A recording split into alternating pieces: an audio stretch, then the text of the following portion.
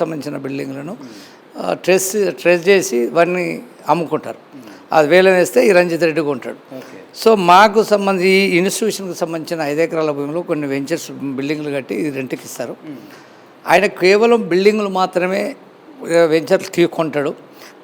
ఈ వెంచర్లో దాదాపు 300 ప్లాట్లు, ఒక్కొక్క ప్లాటు 1000 గదాలు ఉంటుంది. సో ఇది దాదాపు టోటల్ ఏరియా 140 ఎకరాల ల్యాండ్. దీంట్లో నుంచి ఈ యొక్క రంజిత్ రెడ్డి ఎంటర్ అయిన తర్వాత వీటికి కావాల్సినటువంటి 66,000 చదరపు అడుగుల స్థానికి బకాయి చెల్లించడం లేదు. దాదాపు ఇది 2019 నుంచి కూడా బకాయి 6 కోట్ల పైన ఉందని చెప్తాం. అప్పటి నుంచి రెగ్యులర్ కొంత వచ్చింది. ఇప్పుడున్నటువంటి పెండెన్సీ బ్యాంకులు ఇవ్వాలని ఎన్సిఎల్టీలో సరే మేమంతా వాడుకుంటలేము.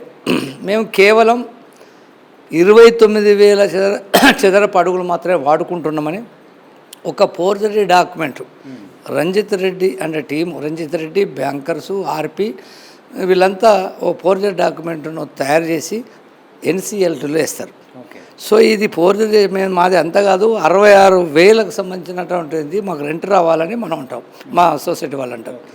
దీని మీద 66,000కి ఇవ్వడం లేదు, మమ్మల్ని వెకెట్ చేస్తలేరు, మాకు డబ్బులు ఇవ్వడం లేదని పోలీస్ స్టేషన్లో కంప్లైంట్ ఇచ్చారు society general secretary Kapil Kumar Sharma. ఇచ్చిన వాళ్ళు పట్టించుకోవడంలా. ఈయన అడగడానికి పోతే సెక్యూరిటీ వాళ్ళు ఈయన మీదనే క్రిమినల్ కేసు పెట్టి ఈయనను అరెస్ట్ చేసినటువంటి పరిస్థితి కొనసాగింది. దీనిని ప్రూవ్ చేసుకోవడం కోసం ఎట్లా 29 అంటే ఎన్సిఎల్టీలో